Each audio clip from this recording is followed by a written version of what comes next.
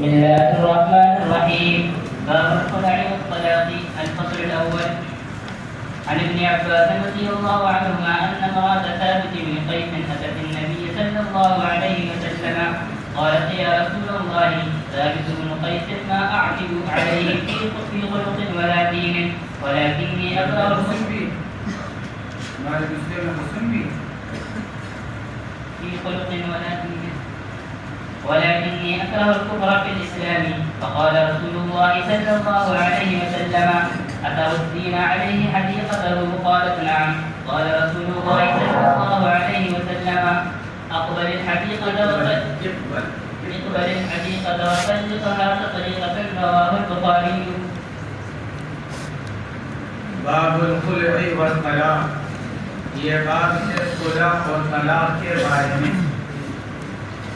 ما قبل میں نکاح کا بیان تھا، جس کے ذریعے سے زوجین میں اتصال ہوتا ہے. نکاح کے ذریعے سے اتصال، میاں بیوی کے درمیان میں رشتہ قائم ہوتا ہے. اور خلع اور طلاق کے اندر انفصال یعنی جدائیگی اور علیحدگی ہوتی ہے. اور قاعدہ یہ ہے کہ انفصال اتصال کے بعد ہوا کرتا ہے. پہلے دو چیزیں آپس میں جڑی ہوئی ہوں جب ان کے اندر علیحدگی پائی جاتی ہے. اس لیے پہلے نکاح کے مسائل کو بیان فرمایا، اور جب نکاح کے ذریعے سے اتصال ہو گیا، اب اگر کسی وجہ سے جدائیگی کی ضرورت پیش آ جائے تو اب اس کے مسائل کو بیان فرما رہے ہیں اور اس سے متعلق احادیث شریفہ کو ذکر فرما رہے ہیں. باب الخلع والطلاق. خلع یخلع، باب فتح یفتح سے اس کے معنی آتے ہیں نکال دینا. اصطلاح شرع میں خلع کہا جاتا ہے عورت کا کچھ مال کے عوض اپنے آپ کو شوہر سے الگ کر لینا. عورت کا کچھ مال کے عوض اپنے آپ کو شوہر سے علیحدہ اور الگ کر لینا، اس کو خلع کہا جاتا ہے. اب اگر کسی وجہ سے شوہر طلاق دینے پر راضی نہ ہو اور عورت ساتھ رہنے پر راضی نہ ہو، اور عورت مطالبہ کر رہی ہے طلاق کا اور یہ کہتی ہے کہ میں اپنا مہر معاف کر دوں گی، یا میں تمہیں مہر سے زیادہ بڑھ کر دے دوں گی، جو تم نے مجھ کو 10,000 روپے مہر دیا تھا میں تم کو 15,000 روپے دیتی ہوں، تم مجھ کو علیحدہ کر دو، اس کو خلع کہا جاتا ہے. کیا شوہر کے لیے بیوی سے عوض لے کر طلاق دینا، جس کو خلع کہتے ہیں، کیا جائز ہے؟ حضرات جمہور علماء فرماتے ہیں کہ جائز ہے. قرآن پاک کے اندر اللہ رب العزت نے اس کو بیان فرمایا، اس لیے حضرات جمہور علماء خلع کے جواز کے قائل ہیں. البتہ شوہر کا بیوی سے بدلے خلع لینا، اس کا کیا حکم ہے؟ حضرات فقہائے حنفیہ یہ فرماتے ہیں اگر نشوز یعنی ظلم اور زیادتی شوہر کی طرف سے پائی جا رہی ہو، وہ عورت کے حقوق ادا نہیں کرتا، بلا وجہ شرعی مارتا پیٹتا ہے، شراب اور نشہ کرتا ہے، اور اب بیوی اس کے ساتھ رہنا نہیں چاہتی، شوہر طلاق دینے پر تیار نہیں، اب بیوی خلع کر رہی ہے، تو ایسی صورت میں شوہر کے لیے خلع کا عوض لینا حرام اور ناجائز ہے اگر ظلم اور زیادتی شوہر کی طرف سے پائی جائے. اور اگر نشوز عورت کی طرف سے پایا جا رہا ہے، زیادتی تو حق تلفی اگر عورت کی طرف سے پائی جا رہی ہے اور اس کے ساتھ ساتھ یہ بھی مطالبہ کر رہی ہے کہ مجھے طلاق دے کر علیحدہ کرو، شوہر طلاق دینے سے منع کر رہا ہے، اب بیوی خلع کر رہی ہے اور بیوی اس کے عوض میں، اس کے بدلے میں عوض ادا کر رہی ہے، چاہے وہ مہر کی شکل میں ہو یا دوسرے نقد یا سامان کی شکل میں ہو، تو حضرات حنفیہ رحمہم اللہ یہ فرماتے ہیں کہ پھر ایسی صورت میں شوہر کے لیے عوض کا لینا جائز ہے. اب چاہے وہ عوض اتنا ہو جتنا اس نے دے رکھا ہے مہر کی شکل میں، اور چاہے اس سے زائد ہو. خلا کے ذریعے سے طلاق کون سی پڑے گی؟ حضرات جمہور علماء طلاق بائنہ کے قائل ہیں۔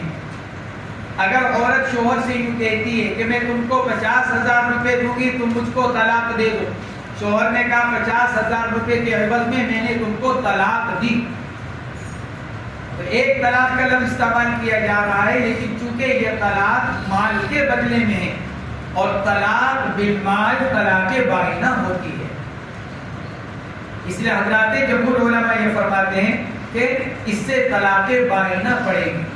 حضرت امام احمد بن حنبل رحمہ اللہ کا مذہب یہ ہے کہ خلا فسخ نکاح ہے، اس سے نکاح فسخ ہوگا، علیحدگی کے اعتبار سے تو کوئی فرق نہیں، طلاق بائنہ پڑے یا نکاح فسخ ہو، علیحدگی کے اعتبار سے کوئی فرق نہیں، ثمرہ اختلاف ظاہر ہوگا اس وقت جب خلا ہو جانے کے کچھ عرصے کے بعد پھر یہ دونوں چاہ رہے ہیں کہ ہمارا دوبارہ نکاح ہو جائے، نکاح ہو سکتا ہے، لیکن اب مسئلہ یہ ہے کہ دوبارہ نکاح ہو جانے کے بعد شوہر مستقل 3 طلاق کا مالک ہوگا یا اب وہ 2 طلاق کا مالک ہوگا۔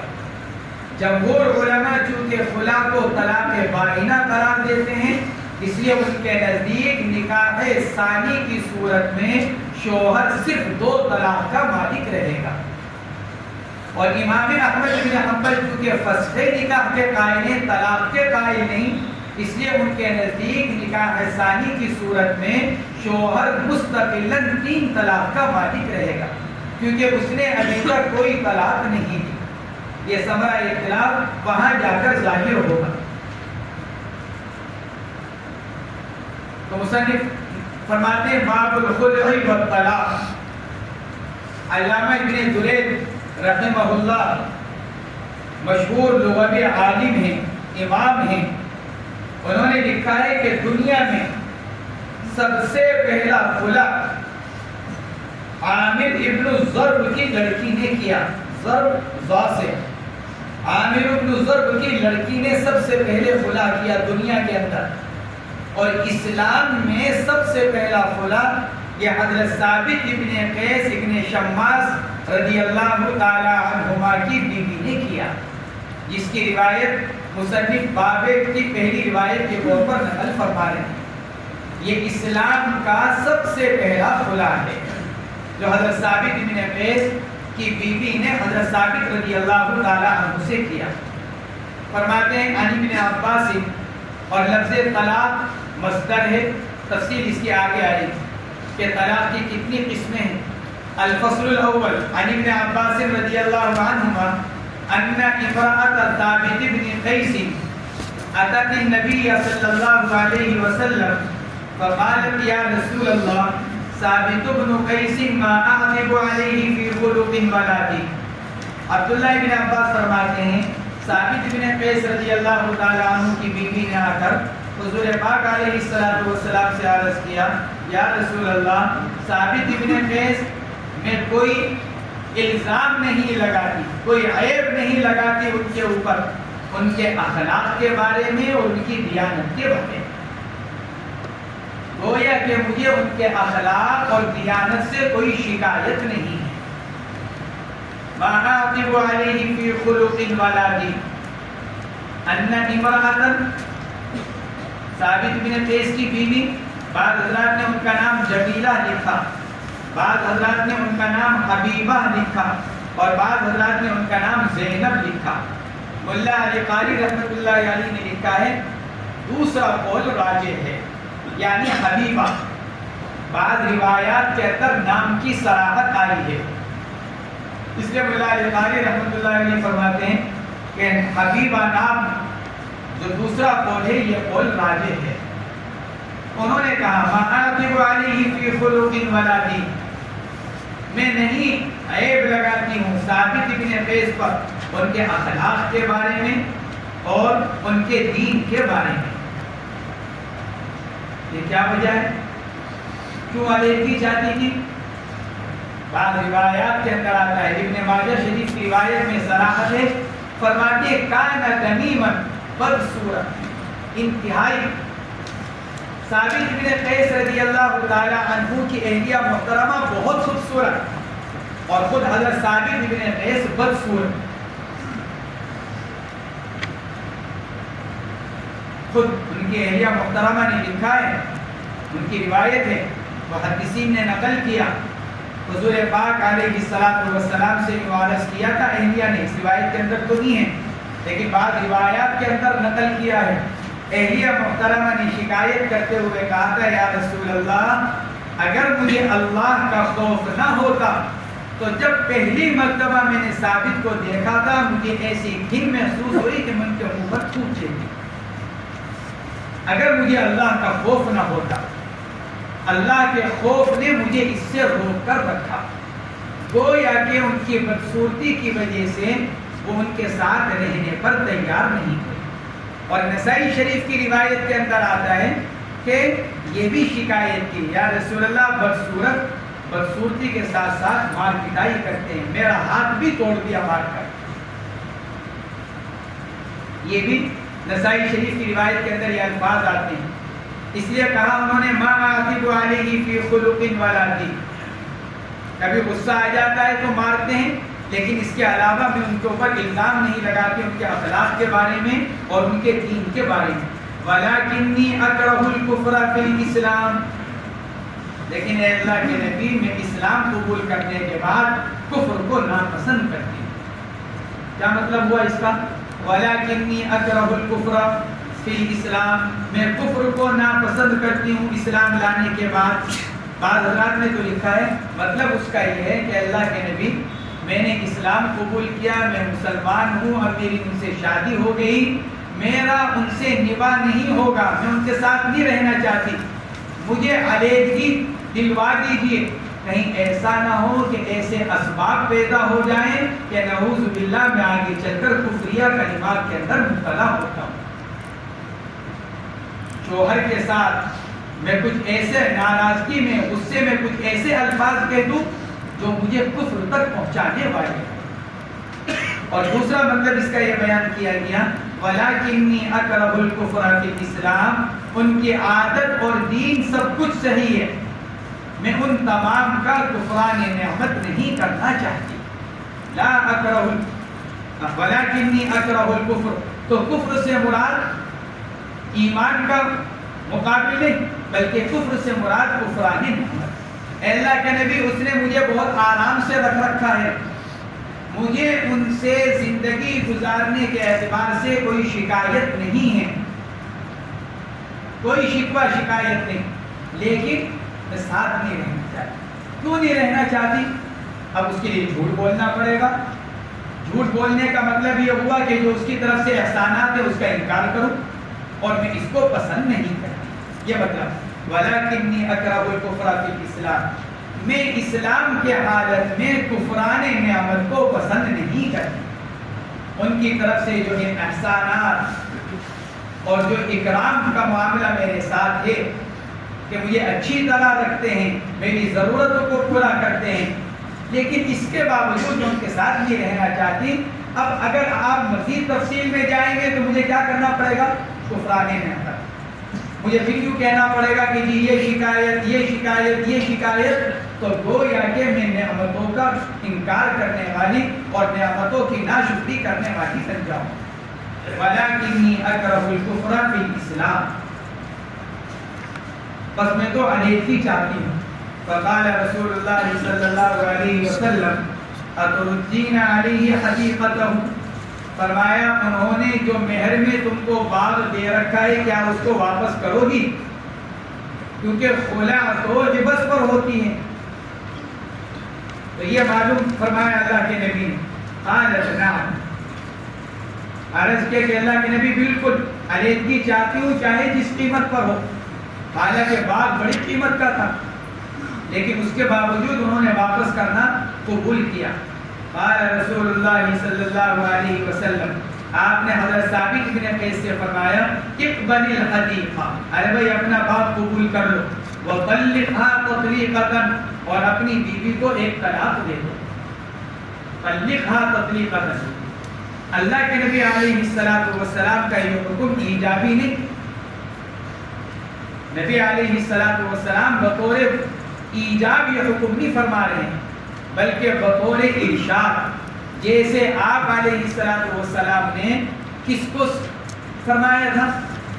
حضرت بریرہ رضی اللہ تعالی عنہ کو کہ مغیث سے رجوع کر لو، وہ بھی بطور مشورہ بطور ارشاد تھا، یہاں پر بھی آپ نے بطور ارشاد فرمایا، ان کی رہبری رہنمائی۔ ارے بھائی جب ساتھ نہیں ہو سکتا، نباہ نہیں ہو سکتا، عورت کسی بھی طرح تمہارے ساتھ رہنے کو تیار نہیں ہے تو ان کو طلاق دے کر علیحدہ کرو، تم کسی اور سے نکاح کرو، یہ کسی اور سے نکاح کریں تاکہ تمہارا گھر بھی آباد ہو جائے، اس کا گھر بھی آباد ہو جائے۔ جمہور علماء نے اسی سے استدلال کیا۔ اللہ کے نبی نے فرمایا فَطَلِّقْهَا تَطْلِيقًا، گویا کہ خلا طلاق ہے، اگر خلا فسخ نکاح ہوتا تو آپ طلاق دینے کو نہ فرماتے۔ چنانچہ حضرت ثابت بن قیس بن شماس رضی اللہ تعالیٰ عنہ نے اہلیہ محترمہ کو طلاق دے دی، یعنی ان کے ساتھ خلا کا معاملہ کر دیا، اور پھر ان اہلیہ محترمہ نے بعد میں حضرت ابی بن کعب رضی اللہ تعالیٰ عنہ سے نکاح کیا۔ حضرت ثابت بن قیس کی اہلیہ محترمہ نے خلا کے بعد حضرت ابی بن کعب رضی اللہ تعالیٰ عنہ سے نکاح کیا۔ وَتِقْبَلِ الْحَدِيقَةَ وَطَلِّقْهَا تَطْلِيقَةً، اپنا باغ لے لو اور ان کو طلاق دے دو۔ وعن عبد الله بن عمر رضي الله عنهما أنه طلق امرأة له وهي حائض، فذكر عمر لرسول الله صلى الله عليه وسلم، فتغير فيه رسول الله صلى الله عليه وسلم، ثم قال ليراجعها ثم يمسكها حتى تطهر ثم تحيض فتطهر، فإن بدا له أن يطلقها فليطلقها طاهرا قبل أن يمسها، فتلك العدة التي أمر الله أن يطلقها لها النساء، وفي رواية مروا فليراجعها ثم ليطلقها طاهرا أو حاملا، متفق عليه۔ حضرت عبداللہ ابن عمر رضی اللہ تعالیٰ عنہ کی روایت، اس میں ایک واقعہ بیان کیا گیا اور اسی واقعے کے ضمن میں ایک مسئلہ بھی ثابت ہو گیا۔ واقعہ کیا ہوا؟ عبداللہ ابن عمر رضی اللہ تعالیٰ عنہما نے اپنی اہلیہ محترمہ کو طلاق دے دی۔ اہلیہ محترمہ کا نام بعض حضرات نے آمنہ لکھا اور بعض حضرات نے نوار، دونوں قول ہیں ان کے نام کے بارے میں۔ بعض حضرات نے لکھا ہے کہ دونوں نام تھے ان کے، بعض نے لکھا ہے ایک نام تھا دوسرا ان کا لقب تھا، دونوں قول ہیں۔ انہوں نے اپنی اہلیہ کو طلاق دے دی، طلق امرأة له، انہوں نے طلاق دے دی اپنی بیوی کو، حال یہ ہے کہ وہ حیض کی حالت میں تھی، وہی حائض۔ فذکر عمر لرسول اللہ صلی اللہ علیہ وسلم، حضرت عمر فاروق رضی اللہ تعالیٰ عنہ نے اس کا ذکر اللہ کے نبی سے کیا کہ بیٹے نے بیوی کو حیض کی حالت میں طلاق دی، ایک تو طلاق پھر اوپر سے حیض کی حالت میں۔ فتغیظ فیہ رسول اللہ صلی اللہ علیہ وسلم، آپ ناراض ہو گئے اس بارے، ناراضگی کا اظہار فرمایا آپ نے کہ بیوی کو حیض کی حالت میں طلاق دی گئی، اور پھر آپ نے ارشاد فرمایا حضرت عمر سے، عبداللہ سے کہو اس سے رجوع کرے، لیراجعہا، عبداللہ سے کہو کہ بیوی سے رجوع کرے، پھر اس کو روک کر رکھے یہاں تک کہ پاک ہو جائے، پاکی کا زمانہ گزر جائے، پھر اس کو حیض آئے، پھر پاکی کا زمانہ آئے، اب اگر طلاق دینا چاہے تو اب طلاق دے۔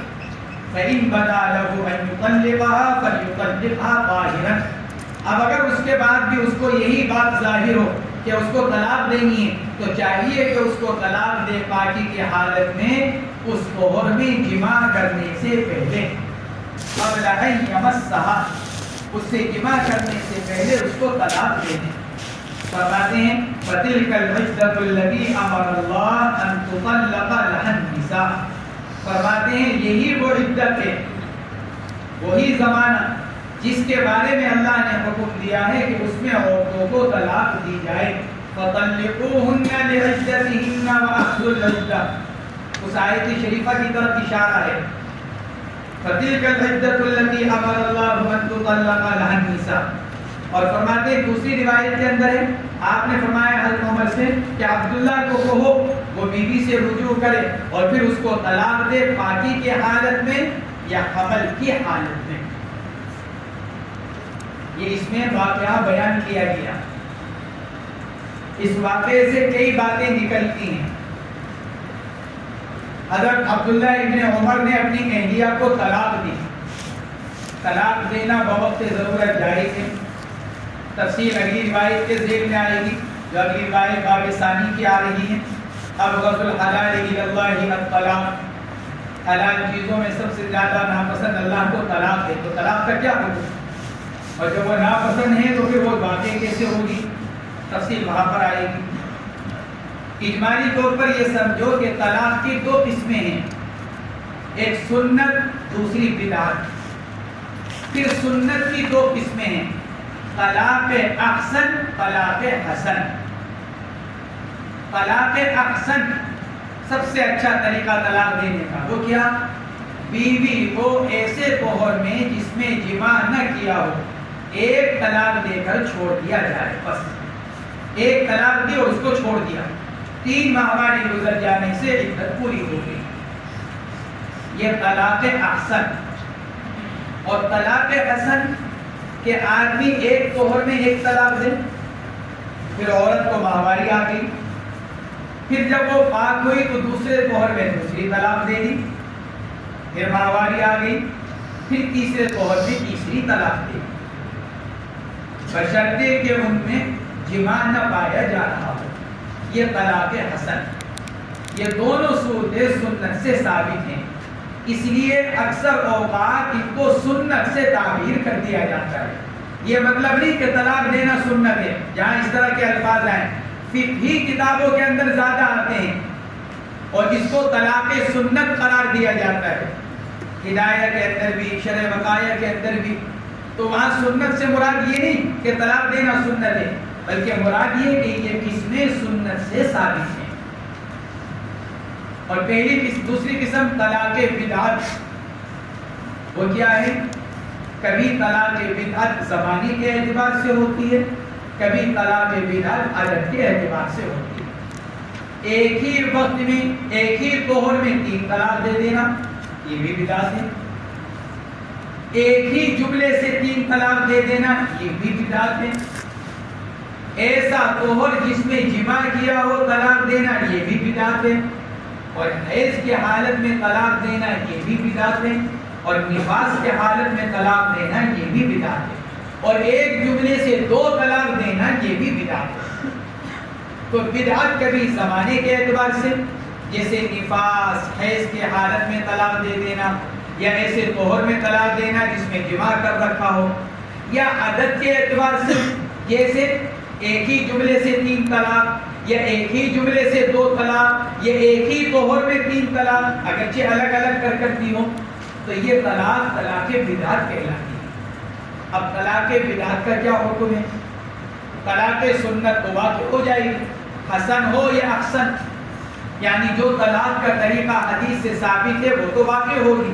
لیکن طلاق بدعت جس کو بدعت طلاق کہا گیا اس کا کیا حکم ہے؟ اس میں اختلاف ہوا. حضرات ائمہ اربع جمہور علماء طلاق بدعت کے وقوع کے قائل ہیں.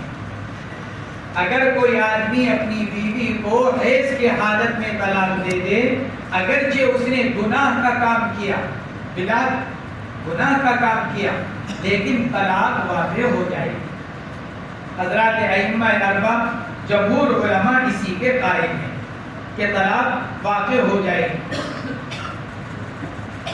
فرقہ روافض خوارج ظاہریہ اور اہل سنت والجماعت میں سے علامہ ابن تیمیہ اور ان کے شاگرد خاص علامہ ابن قیم اور ان کے اتباع میں موجودہ زمانے کے غیر مقلدین جن کا دعویٰ یہ کہ ہم تقلید نہیں کرتے ان کا آدھا دعویٰ صحیح ہے آدھا دعویٰ غلط. ہم تقلید نہیں کرتے، صحیح ہے، کس کی نہیں کرتے؟ ائمہ اربعہ، لیکن بالکلیہ نفی وہ غلط ہے، اس لیے کہ وہ بھی تقلید کرتے ہیں۔ اب چاہے وہ تقلید ابن تیمیہ اور ابن قیم کی ہو جائے، چاہے وہ تقلید بعض مسائل میں خوارج کی ہو جائے، چاہے وہ تقلید بعض مسائل میں روافض کی ہو جائے، اور چاہے وہ تقلید بعض مسائل میں ظاہریہ کی ہو جائے، تقلید ضرور کرتے ہیں۔ اس لیے ان کا یہ جملہ سننے والوں کو اس غلط فہمی میں نہ ڈال دیں کہ وہ اہل حدیث یعنی صرف حدیث پر عمل کرنے والے اور کسی کی تقلید کرنے والے نہیں ہیں، ایسا نہیں ہے، وہ بھی مقلد ہیں، لیکن بس فرق اتنا ہے، ہم مقلد ہیں ائمہ اربعہ کے، وہ مقلد ہیں روافض، خوارج اور ظاہریہ کے۔ یا پھر بعض مسائل میں علامہ ابن تیمیہ اور ابن قیم کے وہ مسائل جس میں وہ دونوں حضرات جمہور علماء سے ہٹ کر چلے ہیں، انہی مسائل میں سے ایک مسئلہ یہ بھی ہے کہ حیض کے حالت میں اگر طلاق دے دی جائے تو طلاق واقع ہوگی یا نہیں۔ حضرات ائمہ اربعہ وقوع طلاق کے قائل، روافض، خوارج، ظاہریہ اور ان کے اتباع میں ابن تیمیہ اور ابن قیم اور پھر ان کے اتباع میں موجودہ زمانے کے غیر مقلدین عدم وقوع کے قائل۔ یہ بھی عجیب بات پہلے بھی بتایا، ائمہ اربعہ کو چھوڑ کر اوروں کی تقلید کرتے ہیں، گویا کہ ان کے نزدیک ائمہ اربعہ سے وہ لوگ بڑھ کر ہوئے۔ ائمہ اربعہ نے احادیث قرآن و حدیث سے جو سمجھا گویا کہ وہ غلط، اور انہوں نے جو سمجھا وہ گویا کہ صحیح، یا خود وہ جو سمجھ رہے ہیں وہ صحیح، اور ائمہ اربعہ نے جو سمجھا وہ غلط۔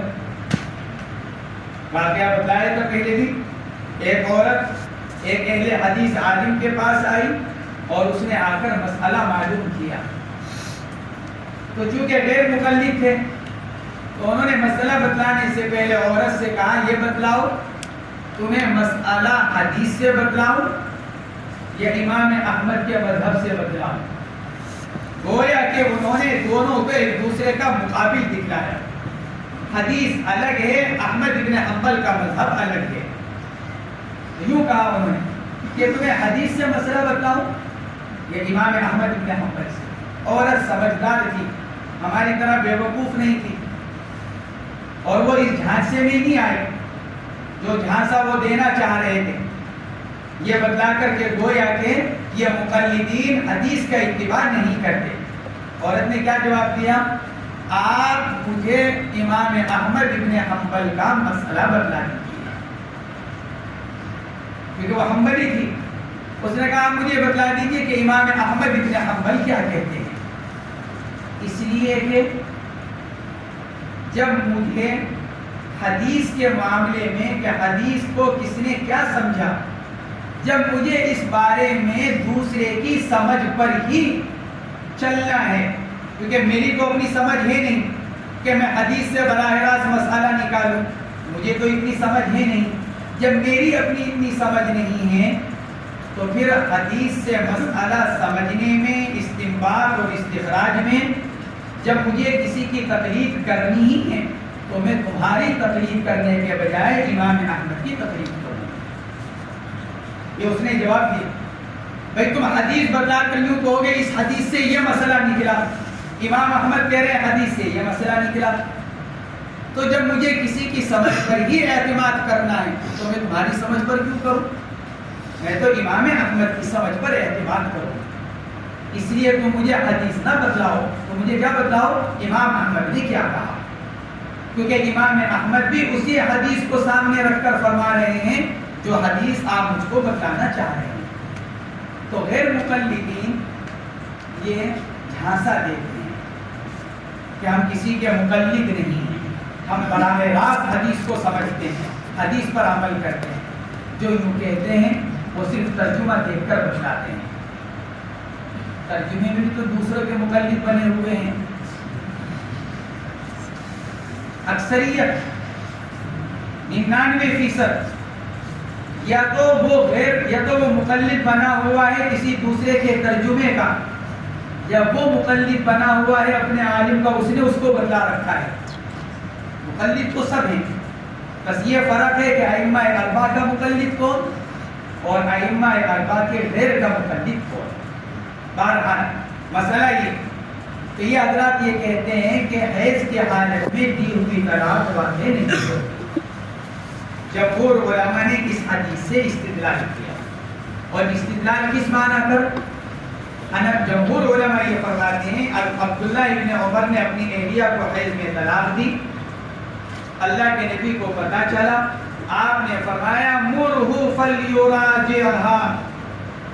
جمہور علماء فرماتے ہیں بقول آپ کے طلاق نہیں پڑی، جب طلاق نہیں پڑی تو رجوع کا حکم دینے کا کیا مطلب؟ رجوع تو جب ہو جب طلاق پڑے۔ ایک طرف آپ کا دعویٰ یہ کہ حیض کی حالت میں طلاق نہیں ہوتی، اور دوسری طرف اللہ کے نبی یہ فرما رہے کہو اس سے اپنی بیوی سے رجوع کرے، اور رجوع کس کو کہا جاتا ہے؟ طلاق کے بعد بیوی کو لوٹانا۔ اس لیے جمہور علماء یہ فرماتے ہیں کہ طلاق واقع ہوتی ہے اور پھر وقوع طلاق کے بعد رجوع کا حکم ہے۔ یہ حضرات استدلال کرتے ہیں ابو داؤد شریف کی ایک روایت سے، عبداللہ ابن عمر ہی کی روایت ہے۔ عبداللہ ابن عمر رضی اللہ تعالی عنہما دوسری روایت کے اندر یہ فرماتے ہیں، جس کو امام ابو داؤد نے نقل کیا، کہ فردھا علی ولم یرھا شیئا، اللہ کے نبی نے اس عورت کو میرے طرف واپس لوٹایا اور اس طلاق کو کچھ شمار نہیں کیا۔ فردھا علی ولم یرھا شیئا، جو طلاق میں نے حیض کی حالت میں دی تھی آپ نے اس کو شمار نہیں کیا، یعنی اس طلاق کو طلاق نہیں مانا۔ یہ ابو داؤد شریف کی روایت کے الفاظ ہیں، اس سے یہ حضرات استدلال کرتے ہیں۔ حضرات ائمہ اربعہ کی طرف سے اس کا جواب یہ دیا گیا یہ روایت منکر ہے۔ اس روایت کو نقل کرنے والے عبداللہ ابن عمر رضی اللہ تعالی عنہما سے متعدد لوگ ہیں، ان میں ایک ابو الزبیر بھی ہیں۔ ابو الزبیر اپنی ذات کے اعتبار سے ثقہ ہیں، لیکن یہ اگر اپنے برابر کے راوی کی اگر مخالفت کریں، برابر کا راوی جو ان کے درجے کا ہے اگر اس کی مخالفت کریں تو محدثین فرماتے ہیں پھر ان کی روایت قابل اعتبار نہیں رہتی، کمزوری ہے ذات۔ ابو زبیر کے بارے میں محدثین یہ لکھتے ہیں۔ حضرات علماء اکرام یہ فرماتے ہیں یہ روایت ابو زبیر سے منقول، یہ روایت سعید ابن جبیر کے واسطے سے منقول، یہ روایت نافع کے واسطے سے منقول، اور یہ روایت یونس کے واسطے سے منقول۔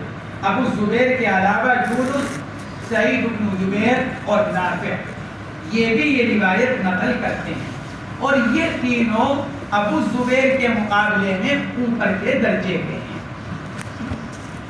تو گویا کہ ابو الزبیر عبداللہ ابن عمر سے اس روایت کے نقل کرنے میں اپنے سے زیادہ اوپر کے درجے کے راویوں کی مخالفت کرتے ہیں، اور جب یہ اونچے درجے کے راویوں کی مخالفت کر رہے ہیں تو ان کی یہ روایت بدرجہ اولا قابل قبول نہیں ہے۔ اگر اپنے برابر کے لوگوں کی مخالفت کریں جب قابل قبول نہیں، اور یہاں تو نافع کا درجہ ان سے اوپر کا، سعید ابن جبیر کا درجہ ان سے اوپر کا، یونس کا درجہ ان سے اوپر کا، اب ان کا اپنے سے درجے سے اوپر کے راویوں سے کی مخالفت یہ ان کی روایت کو ناقابل قبول بنا دیتی ہے، اسی لیے اس روایت کو منکر ناقابل قبول قرار دیا گیا۔ دوسرا جواب یہ دیا گیا کہ اگر عبداللہ ابن عمر کی اس روایت کو اگر ہم چلو صحیح تسلیم بھی کر لیں کہ فردھا علی ولم یرھا شیئا، تو خود عبداللہ ابن عمر رضی اللہ تعالی عنہما سے جب مسئلہ معلوم کیا جاتا حیض میں طلاق دیے جانے کا تو وہ خود فتویٰ وقوع طلاق کا دیا کرتے ہیں۔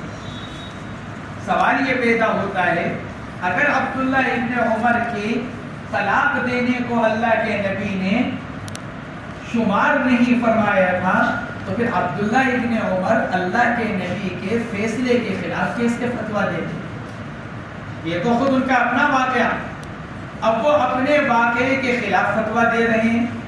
جب ان سے مسئلہ معلوم کیا جاتا کہ شوہر نے بیوی کو حیض کی حالت میں طلاق دے دی، تو یہ فرما دیتے کہ اس نے گناہ کا کام کیا لیکن طلاق ہو گئی۔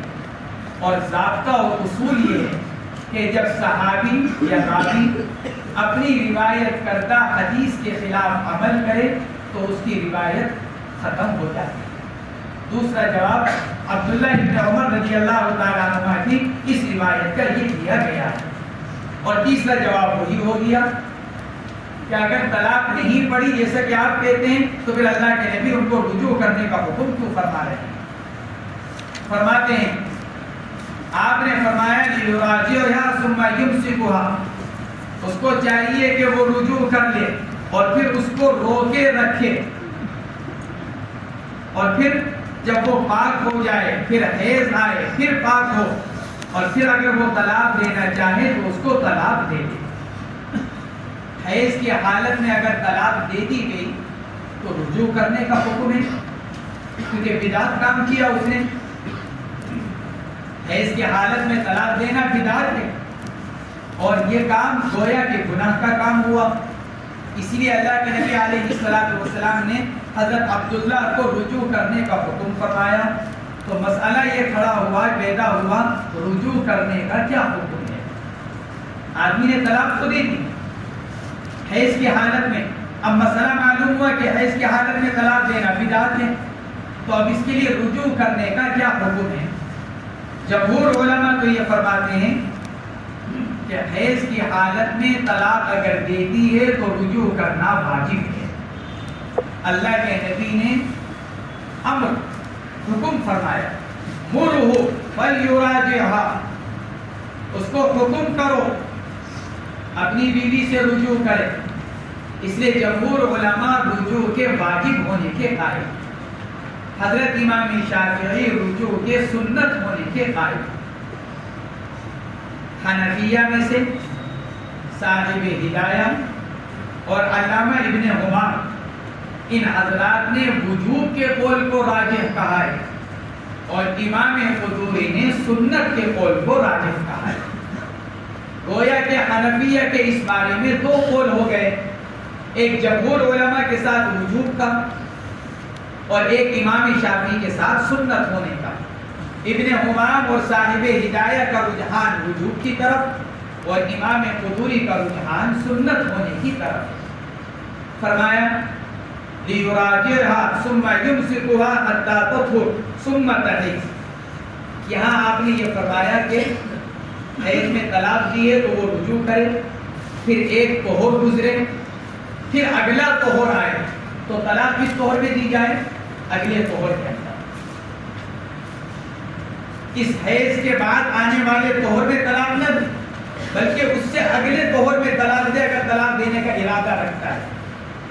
سوال یہ اچھا اگر اگلے طہور میں طلاق دے دی، جمہور علماء فرماتے ہیں طلاق تو ہو جائے لیکن اس نے اچھا نہیں، کیونکہ اللہ کے نبی علیہ السلام یہ فرما رہے ہیں درمیان میں ایک طہور کو چھوڑ دیا جائے پھر اگلے طہور میں اس کو طلاق دی جائے۔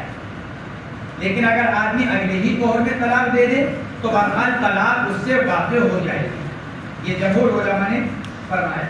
اچھا سوال یہ پیدا ہوتا ہے دوسرے طہور میں طلاق دینے کو کیوں فرمایا؟ تو یہ فرما دیا جاتا کہ حیض میں رجوع کر لے اور پھر طہور کی حالت میں جماع کرنے سے قبل اس کو طلاق دے دے۔ آپ علیہ السلام نے درمیان میں ایک حیض اور ایک طہور کا زمانہ گزرنے کو کیوں فرمایا؟ محدثین نے اس کی بہت سی وجوہ لکھی ہیں۔ نمبر ایک، اس لیے تاکہ آدمی کو زیادہ غور و فکر کرنے کا موقع مل جائے۔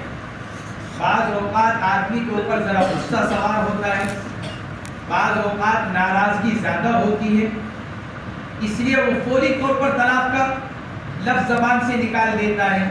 لیکن جب درمیان میں اس کو کہا جا رہا ہے ایک طہور اس کے بعد ایک حیض، تو گویا کہ کم سے کم 20-25 دن ورنہ مہینہ تو درمیان میں گزرے گا۔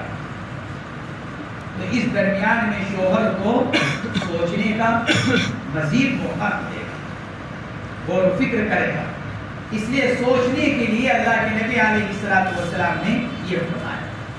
دوسری وجہ بعض محدثین نے یہ لکھی ہے، اگر آدمی حیض کی حالت میں طلاق دے کر رجوع کرے پھر اگلے ہی پہر میں طلاق دے دے تو لوگ یہ سمجھیں گے طلاق دینے کے لیے ہی رجوع کیا تھا. اس کا مقصد بیوی کو رکھنا نہیں تھا بلکہ طلاق دینے کے لیے ہی رجوع کیا. لیکن جب درمیان میں ایک طہر اور ایک حیض گزر جائے گا اور پھر اگلے طہر میں جا کر طلاق دی جائے گی تو لوگ یہ سمجھیں گے کہ نبی عورت کے اندر واقعاتاً کوئی کمی ہوگی، ورنہ شوہر کو تو مزید سوچنے سمجھنے کا موقع دے دیا گیا تھا، اس کے باوجود طلاق دے رہا ہے. تو اس وقت جو اس نے رجوع کیا تھا وہ محض طلاق دینے کے لیے نہیں بلکہ شاید وہ بیوی کو رکھنا چاہتا تھا لیکن بحالت مجبوری طلاق دے رہا ہے. اور تیسری وجہ بعض محدثین نے یہ بیان کی کہ اللہ کے نبی علیہ السلام نے ایک طہر گزارنے کا جو حکم فرمایا تھا وہ زجرن، تاکہ اس کے اوپر بوجھ پڑے. 1 مہینے تک مزید اس عورت کو کھلائے پلائے جس کو ساتھ نہیں رکھنا چاہتا تھا. حیض کی حالت میں کیوں طلاق دی؟ ایک گناہ کا کام کیا، ایک بدعت کا کام کیا. لہذا زجرن اور تنبیہن، ذرا اس پر بوجھ ڈالنے کے لیے، اس پر ذرا خرچہ ڈالنے کے لیے اللہ کے نبی علیہ السلام نے فرمایا کہ مزید ایک طہر اور ایک حیض گزر جائے اس کے بعد جا کر اپنی بیوی کو طلاق دے. یہ متعدد وجوہ اس بارے میں نقل کی گئی. فرمایا لیراجعها ثم یمسکها حتی تطہر، چاہیے کہ وہ بیوی سے رجوع کر لے پھر اس کو روکے رکھے یہاں تک کہ وہ پاک ہو جائے، پھر حیض آئے پھر پاک ہو جائے. اب اگر اس کے لیے ظاہر ہو یہ بات کہ اس کو طلاق دینی ہے تو چاہیے کہ اس کو ایسی طہر کی حالت میں طلاق دے دے جس میں اس سے جماع نہ کیا ہو. قبل ان یمسھا، طہر ثانی میں طلاق دینے کی یہ فعل استحبابی ہے، وجوبی نہیں. اس لیے بتایا کہ اگر اگلے طہر میں طلاق دے دی جائے تو بہرحال طلاق واقع ہو جائے گی. امام شافعی رحمۃ اللہ علیہ کا ایک قول یہ ہے کہ نہیں، طہر اول میں طلاق دینے کی مانعت ہے. طہر اول میں طلاق نہیں دی جائے گی بلکہ طلاق طہر ثانی میں ہی دی جائے گی. علامہ ابن حمام رحمۃ اللہ علیہ نے حنفیہ کی ظاہر روایت اسی کو قرار دیا.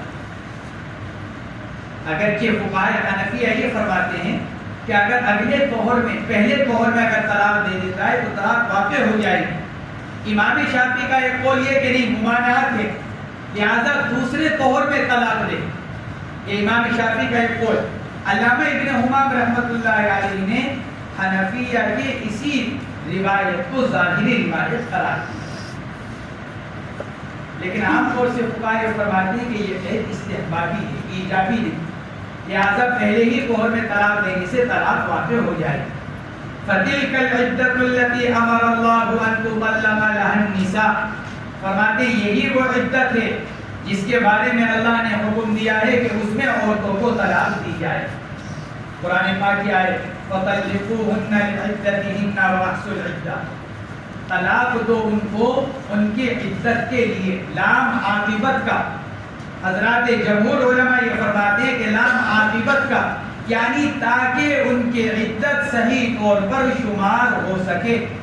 فَطَلِّقُوهُنَّ لِعِدَّتِهِنَّ، ان کو طلاق دو اس حال میں کہ ان کی عدت پورے طور پر صحیح ہو جائے.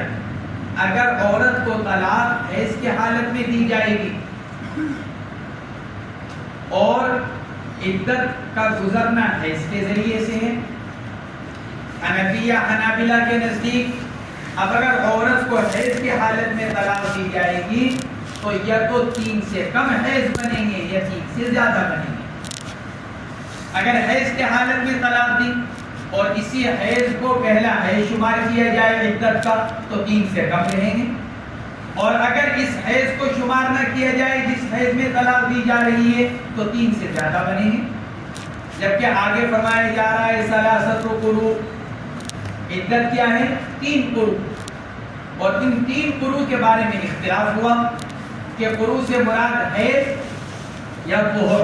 تفصیل تو آئے گی اس کی باب العدت کے اندر کہ عدت کے اندر حیض مراد ہے یا طہر مراد ہے.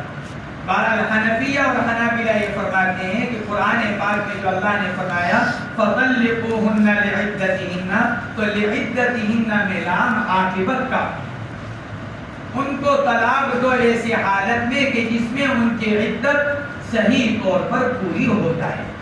اور وہ جب ہوگی جب عورت کو حیض کی حالت میں طلاق نہ دی جائے. اسی کے بارے میں فرمایا فَتِلْكَ الْعِدَّةُ الَّتِي أَمَرَ اللَّهُ أَن تُطَلَّقَ لَهَا النِّسَاءُ. وفي روایت فرماتے ہیں، اور ایک روایت کے اندر یہ ہے آپ نے فرمایا مُرْهُ فَلْيُرَاجِعْهَا، ان کو حکم دو کہ وہ رجوع کر لے بیوی سے. پھر چاہیے کہ وہ بیوی کو طلاق دے یا تو طہر کی حالت میں یا حمل کی حالت میں. طاہراً او حاملاً، طاہراً او حاملاً، یا تو عورت طہر کی حالت میں ہو یا عورت حمل کی حالت میں ہو. اس سے امام شافعی نے استدلال کیا کہ اگر عورت حاملہ ہو تو حائضہ ہو سکتی ہے. حیض اور حمل دونوں جمع ہو سکتا ہے، کیونکہ اللہ کے نبی فرما رہے طاہراً او حاملاً، یا تو طہر کی حالت میں یعنی جب عورت کو حیض نہ آ رہا ہو یا عورت کو حمل کی حالت میں، تو عورت کو حیض آ سکتا ہے. امام شافعی نے اسی سے استدلال کیا ہے کہ حیض اور حمل دونوں جمع ہو سکتے ہیں. حضرات جمہور علماء حنفیہ یہ فرماتے ہیں کہ حیض اور حمل دونوں جمع نہیں ہو سکتے. اگر عورت کو حیض آ رہا ہے تو حاملہ نہیں ہو سکتی، اور اگر وہ حاملہ ہے تو پھر اس کو حیض نہیں آ سکتی. وعن عائشة رضي الله عنها قالت خيرنا رسول الله صلى الله عليه وسلم أخطرنا الله ورسوله فلم يعد ذلك علينا شيئا متفق عليه. حضرت عائشہ رضی اللہ تعالیٰ عنہ کی روایت ہے خیرنا رسول اللہ صلی اللہ علیہ وسلم، اللہ کے نبی علیہ السلام نے ہم کو اختیار اور حمد فرمایا. وہی آیت شریفہ جو نازل ہوئی تھی یا ایھا النبی قل لازواجک ان کنتن تردن اللہ ورسولہ والدار الآخرہ، اور اس سے اوپر کیا ہے ان تردن الحیاۃ الدنیا وزینتہا فتعالین امتعکن واسرحکن سراحا جمیلا وان کنتن تردن اللہ ورسولہ والدار الآخرہ.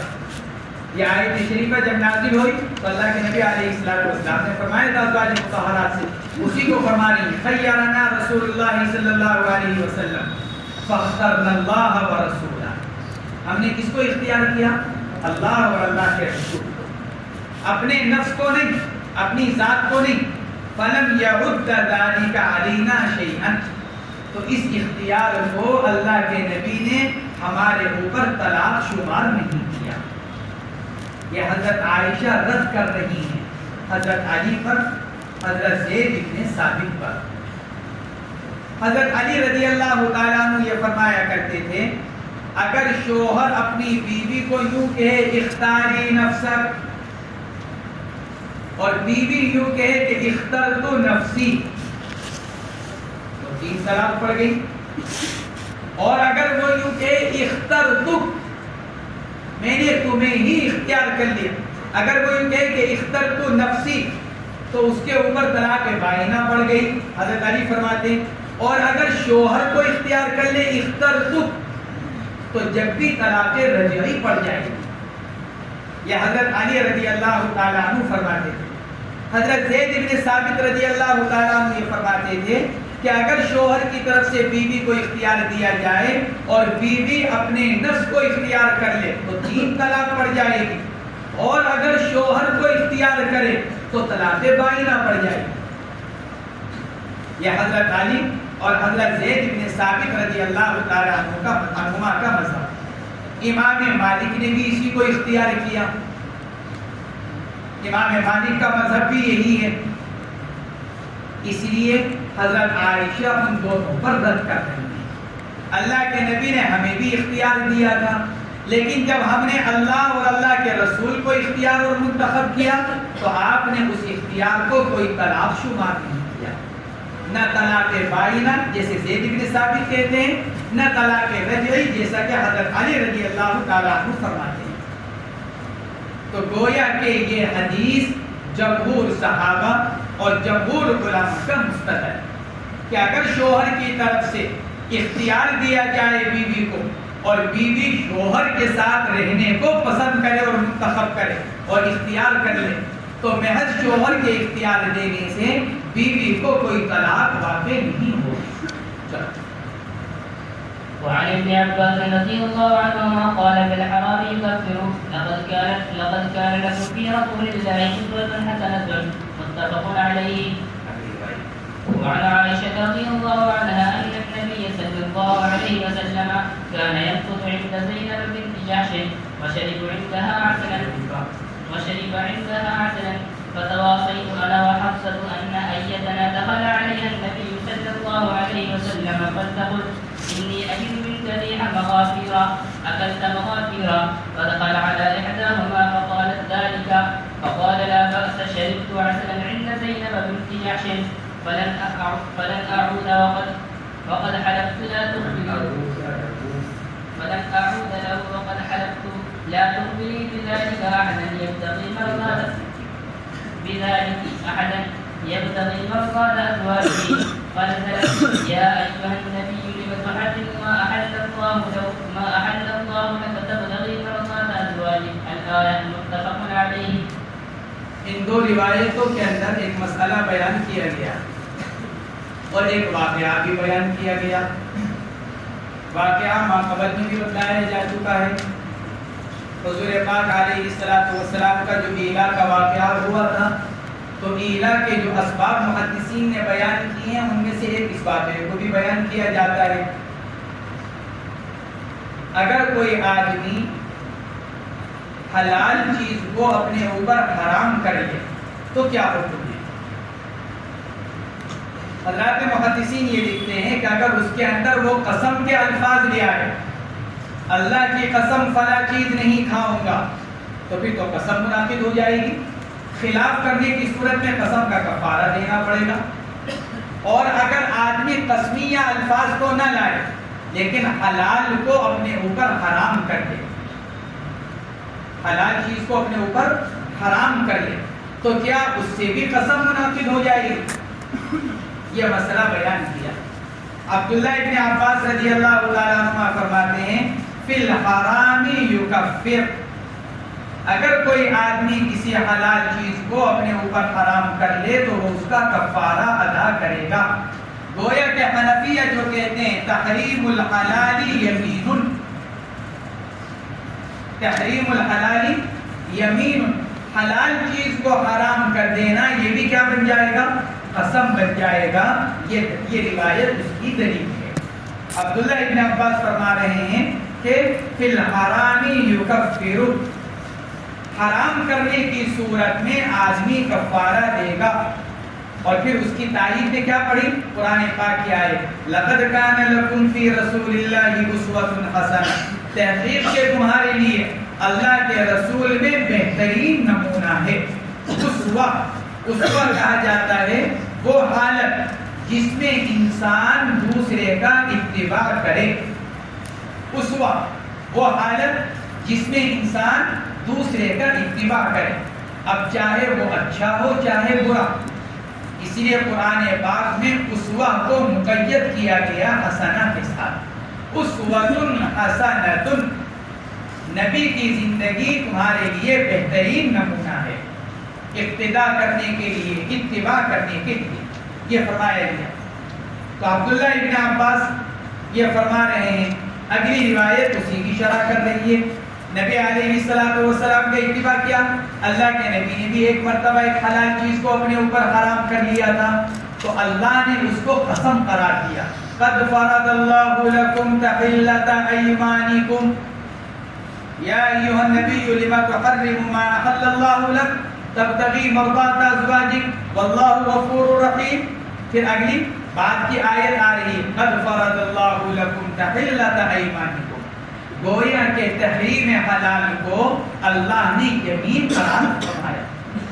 یہ اگلی روایت حضرت عائشہ رضی اللہ تعالی عنہا سے حضور اکرم صلی اللہ علیہ وسلم حضرت زینب بنت جحش کے پاس ٹھہرا کرتے تھے.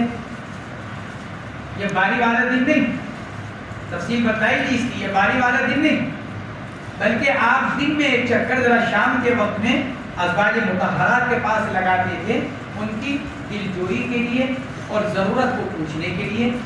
تو حضرت زینب رضی اللہ تعالی عنہ ان کو شہد کا شربت پلاتی تھی۔ اللہ کے نبی کو شہد پسند تھا، اس لیے اللہ کے نبی علیہ السلام شہد کا شربت پیتے تھے۔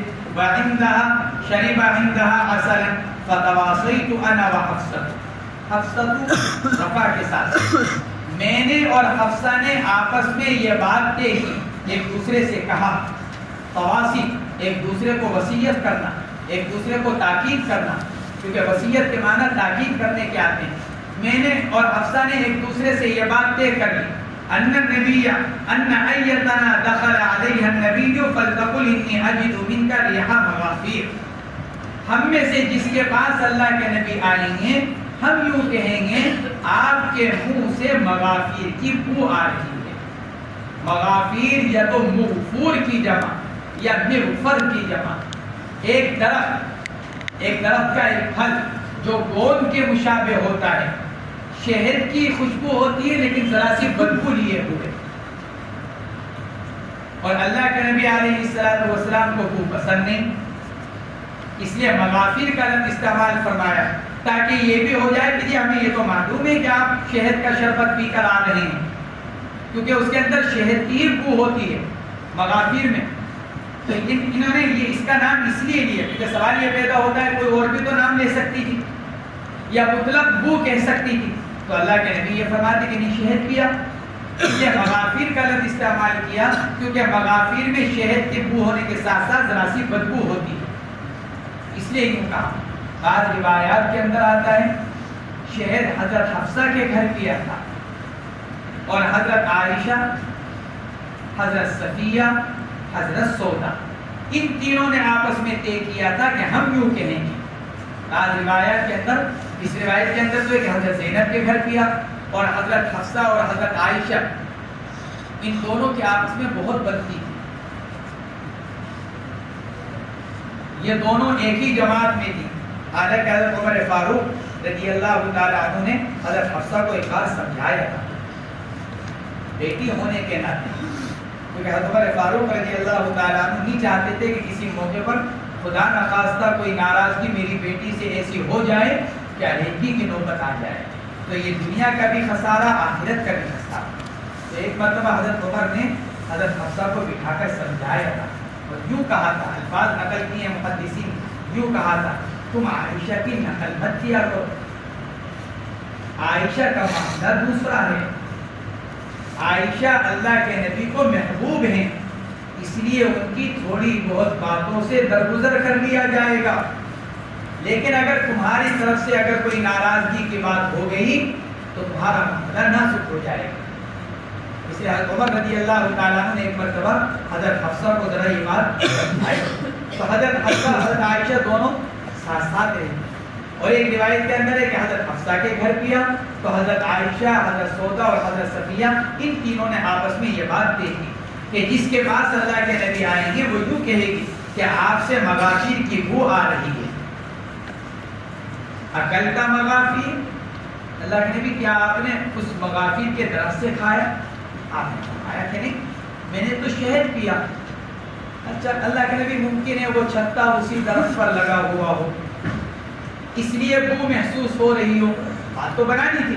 جب اللہ کے نبی نے یہ فرمایا کہ نہیں میں نے تو شہد کا شربت پیا، تو پھر جواب میں یوں کہا تھا، اچھا ممکن ہے اللہ کے نبی شہد کی مکھی نے چھتا کہاں لگا دیا ہو، تو اسی مغافیر کے درخت پر لگا دیا ہو، وہاں شہد توڑ کر لایا گیا ہو، پھر اس کا شربت بنا کر آپ کو پلا کر دیا۔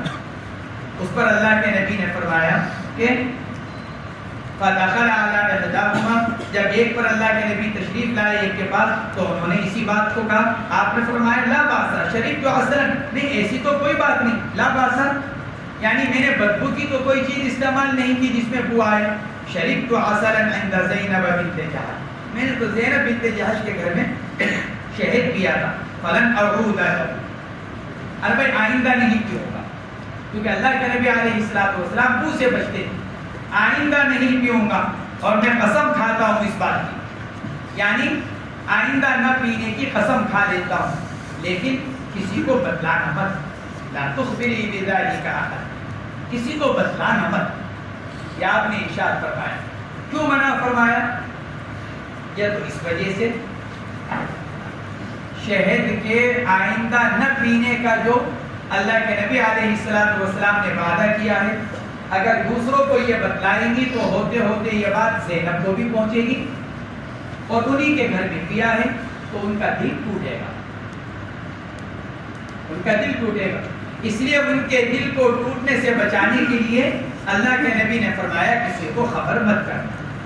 بعض حضرات نے لکھا ہے کہ منع کرنے کی وجہ یہ تھی کہ اللہ کے نبی علیہ السلام بو کو ناپسند کرتے تھے اور بو والی چیز نہیں کھاتے تھے، اس لیے اللہ کے نبی نے کبھی کچی پیاز نہیں کھائی، یہ بو آتی ہے اس لیے آپ نے کچی پیاز نہیں کھائی، بلکہ کچی پیاز کھا کر مسجد میں آنے سے منع فرمایا۔ جو آدمی کچی پیاز کھائے تو منہ صاف کیے بغیر مسجد میں نہ آئے، اس لیے کہ اس سے فرشتوں کو تکلیف ہوتی ہے، اس کی بو سے۔ تو آپ چونکہ بو کی چیز نہیں کھاتے تھے، استعمال نہیں کرتے تھے، تو آپ نے یہ چاہا ذرا لوگوں کو اس بات کا علم ہے کہ میں نے کیا کیا، ایسا شربت پیا جس میں بو ہے، یہ آپ نے چاہا۔ محدثین نے پہلی وجہ کو راجح قرار دیا تاکہ حضرت زینب بنت جحش رضی اللہ تعالی عنہا کو تکلیف نہ پہنچے اور ان کا دل نہ ٹوٹے۔ آپ نے فرمایا اس کی کسی کو خبر مت کرنا، یبتغی مرضات ازواجہ۔ آپ نے یہ کیوں فرمایا تھا؟ یعنی شہد کے آئندہ نہ پینے کی آپ نے قسم کیوں کھائی تھی؟ تاکہ یہ جو ازواج مطہرات کو جو تکلیف ہوئی ہے یہ تکلیف سے محفوظ ہو جائے۔ اس پر آیت شریفہ نازل ہوئی، یا ایھا النبی لم تحرم ما احل اللہ لک، اے نبی جی کس لیے حرام کرتے ہیں آپ اس چیز کو جو اللہ نے آپ کے لیے حلال کر رکھی ہے؟ تبتغی مرضات ازواجہ، محض اپنی بیویوں کی خوشنودی کے لیے اللہ کے حلال کردہ ایک چیز کو اپنی ازواج کی خوشنودی کے لیے آپ حرام کر رہے ہیں، ایسا نہ کریں۔ واللہ غفور رحیم، آپ نے ایسا کیا ہے لیکن اللہ معاف فرمانے والے ہیں۔ اس پر یہ آیت شریفہ نازل ہوئی۔ اور دوسرا جو ہے گی حضرت حفصہ رضی اللہ تعالی عنہ کے گھر میں اللہ کے نبی تشریف فرما تھے اور انہوں نے ابا جان کے گھر جانے کی اجازت چاہی، کسی کام سے آپ نے اجازت دے دی۔ ان کے تشریف لے جانے کے بعد آپ نے باندھی حضرت ماریہ قبطیہ رضی اللہ تعالی عنہ سے صحبت فرمائی، قربت فرمائی۔ حضرت حفصہ اس درمیان میں آ گئی، دروازہ بند تھا، دروازے پر بیٹھ گئی۔ پھر بعد میں ان کو پتا چلا کہ آپ نے حضرت ماریہ سے صحبت اور قربت فرمائی۔ عرض کیا یا رسول اللہ، آپ نے میرے بستر پر آپ نے ان سے قربت فرمائی، یہ بات تو اچھی نہیں، مجھے پسند نہیں آئی کیونکہ بستر ان کا تھا۔ اس پر اللہ کے نبی علیہ السلام نے حضرت ماریہ کو اپنے اوپر حرام کیا کہ آئندہ ماریہ سے قربت نہیں کروں گا۔ اس پر یہ آیت شریفہ نازل ہوئی۔ یہ بھی دوسرا قول ہے، یا ایھا النبی لم تحرم ما احل اللہ لک تبتغی مرضات ازواجک واللہ غفور رحیم۔ اگلی آیت کیا؟ قد فرض اللہ لکم تحلۃ ایمانکم، گویا کہ تحریم حلال کو اللہ نے یمین قرار کیا۔ یہی حضرات حنفیہ کا مذہب ہے کہ تحریم حلال یمین ہے، لہذا اگر اس کے خلاف کرے گا تو قسم کا کفارہ ادا کرنا پڑے گا۔